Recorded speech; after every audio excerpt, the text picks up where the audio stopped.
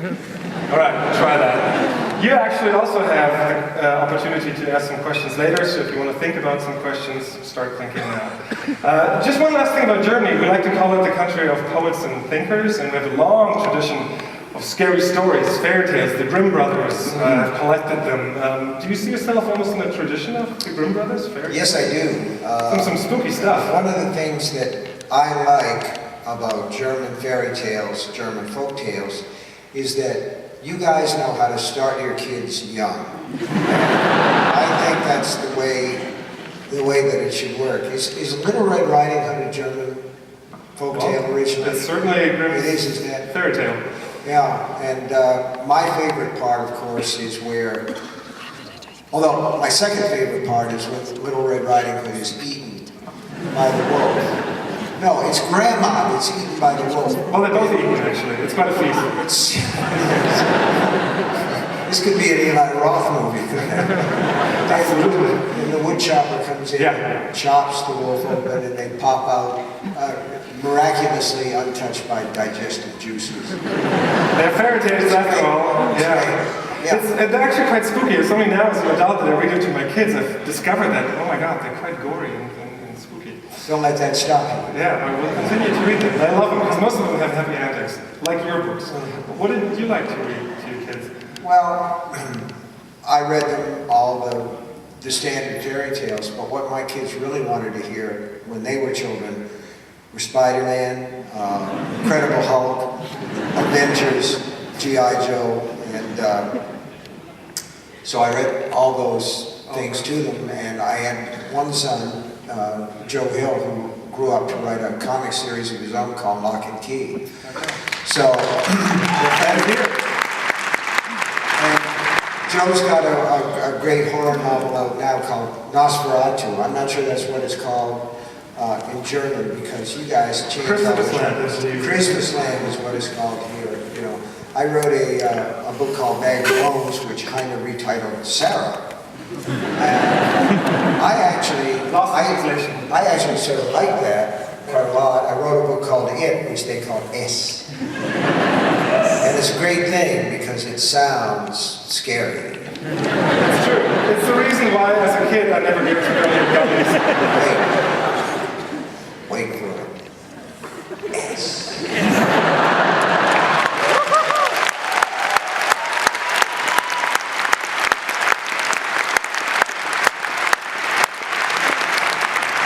That says that one more time, it's just too good. S. It works. That's why German is the language of poets and thinkers. Absolut. Also, Sie haben es vielleicht gehört, er ist ein großer Fan von deutschen Märchen, einfach weil die Tradition von Horrorgeschichten bei uns Jahrhunderte alt ist, bei den Gebrüder Grimm schon begründet und ein großer Fan, obwohl er seinen Kindern eher Comic-Geschichten vorgelesen hat, weil die eher Fans davon sind. Aber er freut sich, wenn hier schon sehr früh angefangen wird mit Märchen, dann werden es später große Horror- und spannungsgeladene Bücherleser.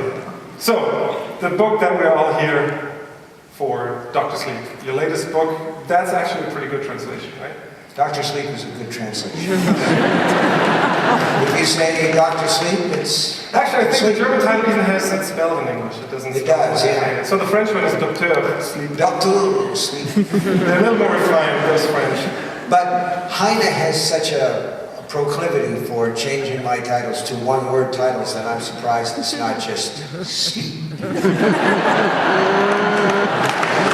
Which is sinister. That's not that bad. It's actually not that bad. It's the sequel to another very famous book of yours, The Shining.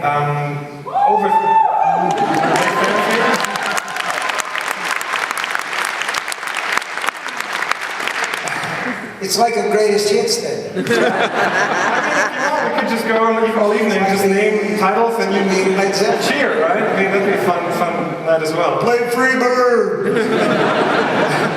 You sometimes, on your iPad, I'm sure you have all kinds of books of yours, so if you want, no. Now, we'll read about Dr. Sleep later on, so we'll stick to the program. But I wanted to ask you about Dr. Sleep, when you wrote that, I'm sure you did not think, when you wrote The Shining, did not think that one day you'd write a sequel, or did you? No, I never did. I never planned to write sequels to any of my books, and most of the characters when I write the end, the characters kind of fade into the mist. Well, of course, in my books, a lot of them are dead anyway, so it isn't a problem. Although one of the nice things about working in the supernatural field is that nobody has to die completely forever. They can always come back, which is job security for characters. But, no, I mean, it never crossed my mind to wonder what happened to Paul Sheldon after the end of Misery. And there are a number of other characters that I've written about over the years that I'm not interested in revisiting. I've written a 7-book series called The Dark Tower.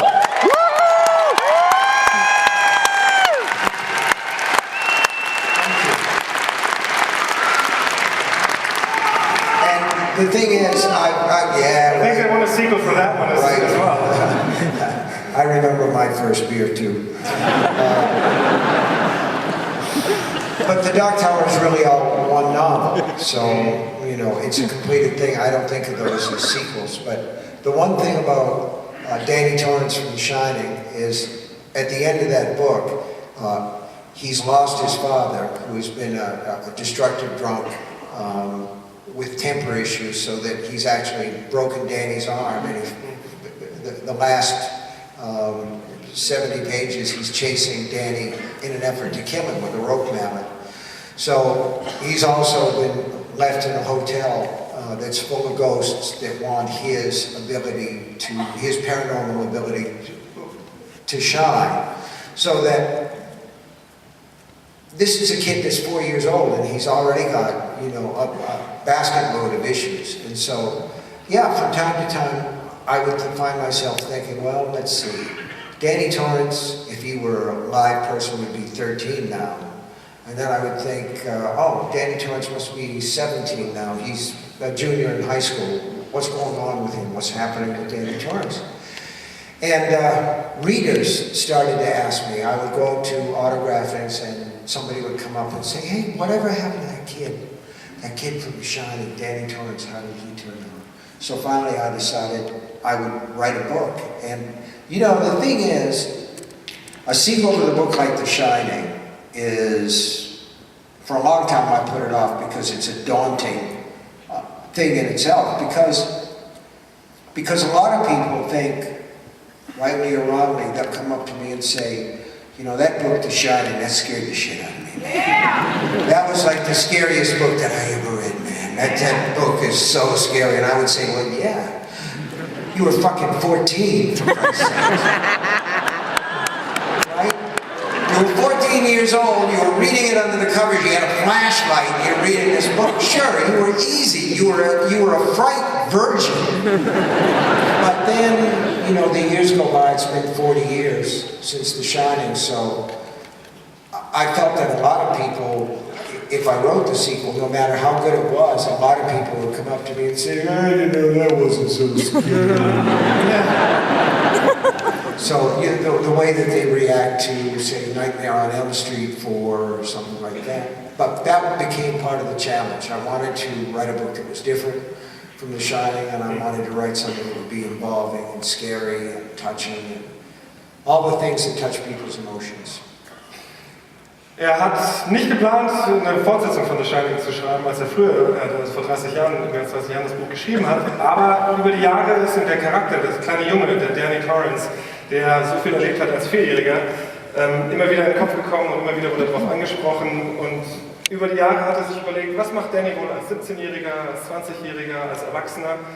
Und jetzt war die Zeit einfach gekommen, eine etwas andere Version, eine Fortsetzung zu schreiben, wenn sie vielleicht auch für Menschen, die damals als Teenager Shining gelesen haben, nicht ganz so angstvoll ist, das zu lesen, aber es ist zumindest eine Fortsetzung. It's kind of fun also to pick up elements from reading Dr. Sleep that, oh yeah, right, I remember, it was like that, and that happened, and all the reminiscences and references to this book. So you're a big fan of references throughout your work. Was it actually hard, and that is a question I got via Twitter from someone who's here in the audience, I think Diana, so welcome for that question. Was it hard to reconnect to the events from The Shining? Did you still have that in your mind, or was it challenging to pick it up again? It was challenging, and it was a little bit difficult but the difficulty was outweighed by, it was sort of fun, just the sort of thing you were saying. It was like reconnecting with old friends again, because all these people seem fairly real to me. If you have a whole bunch of fictional characters in your head, generally you go to a psychiatrist and you pay them money because you're considered mentally disturbed, but I have all these fake people in my head, and people pay me. It's a great thing. Great setup, yeah. So I reconnected with them the way that you would with real people, but in order to prepare for the book, I did two things. The first thing was I read the book again. I didn't take notes.